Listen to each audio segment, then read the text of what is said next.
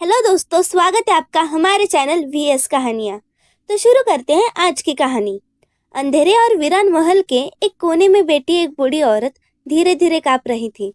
उसकी आंखों में आंसू थे, होठ बुदबुदा रहे थे और पूरा शरीर थरथरा रहा था। उसके झुर्रियां भरे चेहरे पर गहरे घाव के निशान थे, जैसे सालों से कोई दर्द उसके साथ जी रहा हो। उसकी आंखें छत की ओर उठी, जहां एक पुरानी लकड़ी का दरवाजा बंद पड़ा था, एक दरवाजा जो सालों से नहीं खुला था। उसकी सांसें तेज हो गई और उसने कांपते हाथों से अपनी छाती को पकड़ लिया। उन्होंने उन्होंने उसे मार डाला, उसकी धीमी आवाज गूंजी और उसकी आंखों से दर्द टपक पड़ा। अचानक पूरे महल में एक भयानक चीख गूंजी, इतनी तेज, इतनी दर्दनाक कि दीवारों तक ने कांपना शुरू कर दिया। बूढ़ी औरत घबरा कर जमीन पर गिर पड़ी। कमरे में रखा पुराना झूमर अचानक हिलने लगा, जैसे कोई अदृश्य शक्ति उसे छू रही हो। हवा में अजीब सी सड़ांध फैलने लगी। फिर उस बंद दरवाजे के पीछे से किसी के पैरों की आवाज सुनाई दी, धीमी, डरावनी और करीब आती हुई। बूढ़ी औरत का कलेजा मुंह को आ गया। उसने डर के मारे दीवार की तरफ मुंह छिपा लिया, पर आवाज तेज होती जा रही थी। फिर अचानक दरवाजे पर किसी ने जोर से दस्तक दी। बूढ़ी औरत की आंखों से आंसू झलक पड़े। उसका कांपता हुआ मुंह खुला, जैसे किसी से कुछ कहना चाहती हो, लेकिन उसके होठों से केवल एक शब्द निकला, माफ कर दो। तभी दरवाजे के नीचे से खून रिसने लगा, गाढ़ा, काला और बदबूदार। बूढ़ी औरत ने घबराकर पीछे हटना चाहा, लेकिन उसके पैरों के नीचे वही खून फैल गया। एक परछाई धीरे धीरे दरवाजे से बाहर आ रही थी, एक परछाई जिसका कोई चेहरा नहीं था, लेकिन उसकी आंखें जल रही थी। बूढ़ी औरत चिल्लाई, लेकिन उसकी चीख किसी तक नहीं पहुंची। दरवाजा अचानक अपने आप खुल गया। अंदर अंधेरा था, लेकिन उसके अंदर से एक जली हुई लाश बाहर आई। वह लाश हिल रही थी, जैसे उसमें अब भी जान हो। बूढ़ी औरत के चेहरे पर भय जम गया। वह पीछे हटने लगी, लेकिन तभी लाश ने अपनी जली हुई उंगलियां उसकी ओर उठाई और धीरे धीरे बोली, माँ, मुझे क्यों जलाया? बूढ़ी औरत का दिल फटने को था। उसकी आंखें फटी की फटी रह गई।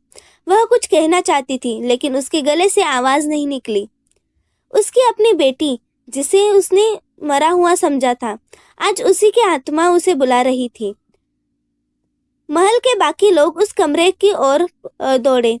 जब वे वहां पहुंचे तो उन्होंने देखा कमरा पूरी तरह खुला था, लेकिन अंदर कोई नहीं था। बूढ़ी औरत और भी गायब थी और फर्श पर पड़ा खून धीरे धीरे गायब हो रहा था, जैसे कभी वहां कुछ हुआ ही न हो।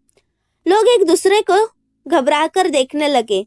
तभी एक नौकर ने दीवार पर कुछ अजीब लिखा हुआ देखा, जो भी इस कमरे को खोलेगा उसकी आत्मा कभी मुक्त नहीं पाएगी। रात का सन्नाटा पूरे महल में पसरा हुआ था। दूर कहीं उल्लू की आवाज सुनाई दी और हल्की हल्की हवा महल की खिड़कियों से टकरा रही थी। महल के सेवक गणेश, जो सालों से यहाँ काम कर रहा था, कांपते हुए महल के पुराने हिस्से की ओर बढ़ा। वह उस कमरे के पास पहुंचा जहां बूढ़ी औरत आखिरी बार देखी गई थी। उसकी सांसें तेज हो गई, माथे पर पसीना छलक आया। उसके धीरे से कमरे के अंदर झांकने की कोशिश की, लेकिन वहां घना अंधेरा था। अचानक किसी ने उसके कंधे पर हाथ रखा। वह बुरी तरह चौंक गया और मुड़कर देखा, पर वहां कोई नहीं था। उसकी धड़कनें तेज हो गई और तभी उस बंद कमरे से एक कराहट भरी आवाज आई, बचाओ। गणेश को लगा कि उसके पैरों ने काम करना बंद कर दिया हो। उसने हिम्मत जुटाकर कमरे की तरफ बढ़ने की कोशिश की, लेकिन तभी कमरे के भीतर हलचल हुई। उसने देखा कि दरवाजे के नीचे से काला धुआं निकलने लगा। वह पीछे हटने ही वाला था कि अचानक दरवाजा जोर से धड़म से खुल गया। कमरे के अंदर गहरा अंधेरा था, पर एक चीज चमक रही थी, दो लाल आंखें। वे आंखें किसी इंसान की नहीं थी। वे इतनी गहरी, इतनी खून से भरी हुई लग रही थी कि गणेश की रीढ़ की हड्डी तक जम गई। अचानक कमरे के अंदर से एक साया निकला, लंबा, डरावना और बुरी तरह झुलसा हुआ। उसके मुंह से अजीब सी फुसफुसाहट निकल रही थी। गणेश ने चीख मारकर पीछे हटने की कोशिश की, लेकिन जैसे ही उसने मुड़कर भागना चाहा, किसी ने उसका गला पकड़ लिया। गणेश की आंखों के सामने अंधेरा छा गया। वह जमीन पर गिर पड़ा। जब उसने आंखें खोली तो वह उसी कमरे में था, लेकिन अब वहां एक औरत बैठी थी। वह कोई और नहीं बल्कि वही बूढ़ी औरत थी जो पिछले एपिसोड में गायब हो गई थी। पर अब उसकी हालत बुरी हो चुकी थी। उसके हाथ और चेहरे पर जलने के निशान थे। उसकी आंखों में गहरा डर था। वह धीरे धीरे बोली, तुम्हें यहाँ नहीं आना चाहिए था। गणेश ने कांपते हुए पूछा, ये सब क्या है? बूढ़ी औरत की आंखों से आंसू गिरने लगे। उसने धीरे धीरे कहना शुरू किया, सालों पहले इस महल में एक भयानक हादसा हुआ था। इस कमरे में एक लड़की को जिंदा जला दिया गया था, लेकिन वह मरने के बाद भी यहाँ से नहीं गई। वह अब भी यही है, इसी कमरे में। बूढ़ी औरत की आंखें गणेश की पीठ के पीछे किसी चीज को देखकर डर से फैल गई। गणेश ने हिम्मत जुटाकर पीछे देखा और वह चीख पड़ा। गणेश ने देखा कि कमरे के कोने में एक परछाई खड़ी थी, उसी जलती हुई लड़की की आत्मा। वह धीरे धीरे उसकी ओर बढ़ रही थी। उसकी चमड़ी जलकर काली पड़ चुकी थी और उसकी हड्डियां दिख रही थी। उसकी आंखों से खून बह रहा था और होठ ऐसे फटे हुए थे जैसे वह कोई बदला लेना चाहती हो। गणेश पीछे हटने लगा, पर तभी लड़की की आत्मा ने अपना हाथ उसके ओर बढ़ाया। जैसे ही उसने गणेश को छुआ, उसे ऐसा महसूस हुआ कि वह जल रहा है। वह जमीन पर गिर पड़ा और दर्द से कराहने लगा। लेकिन तभी लड़की की आत्मा कुछ बुदबुदाई, वह वापस आ गया है। गणेश ने कांपते हुए पूछा, कौन वापस आ गया? लड़की की आत्मा ने धीरे से दरवाजे की ओर इशारा किया। गणेश ने देखा कि दरवाजे के पीछे कोई खड़ा था, लेकिन ऐसा जिसे देखकर बूढ़ी औरत की आंखों से डर और आंसू एक साथ गिर पड़े। दरवाजे के पीछे एक आदमी खड़ा था, एक बहुत पुरानी राजसी पोशाक पहने हुए।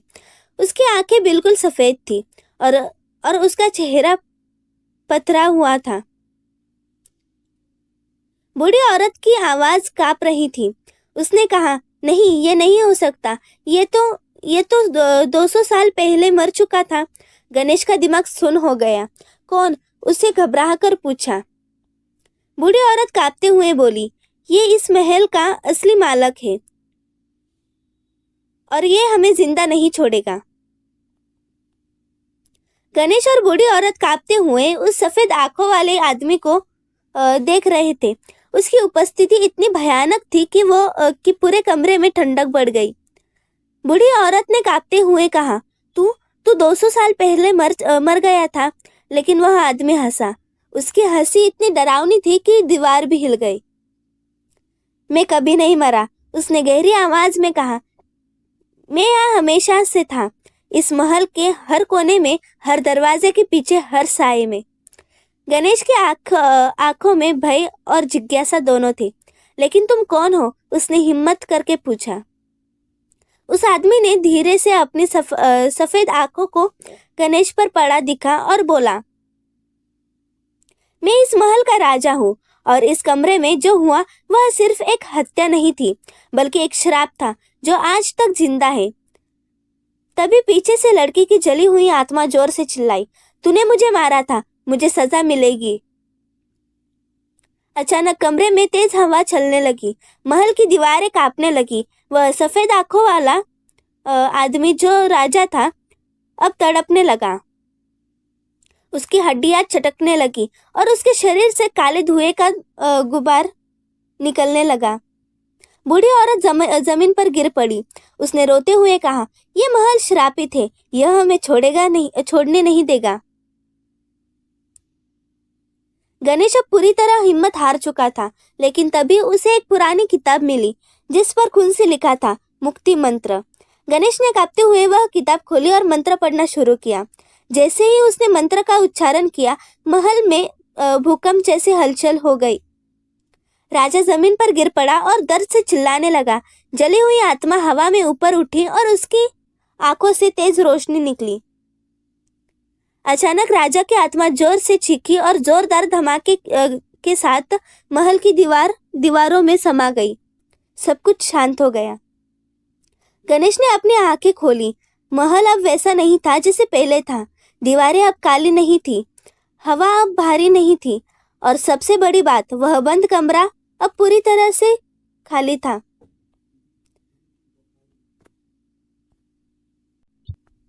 बूढ़ी औरत जमीन पर बैठी रो रही थी। आखिरकार इसे मुक्ति मिल गई। लड़की की आत्मा गणेश के सामने आई। अब वह जली हुई नहीं थी, बल्कि एक चमकते हुए प्रकाश में बदल चुकी थी। उसने मुस्कुराकर कहा, धन्यवाद, अब मैं मुक्त हूँ, और वह रोशनी में विलीन हो गई। गणेश और बूढ़ी औरत महल से बाहर निकले। वे दोनों जिंदा थे, पर जो उन्होंने देखा वह जीवन भर नहीं भूल सकते थे। महल अब वीरान था, लेकिन अब वहाँ कोई डर नहीं था। बूढ़ी औरत ने गणेश की तरफ देखा और कहा, बुराई कितनी भी ताकतवर हो, लेकिन अंत में अच्छाई ही जीतती है।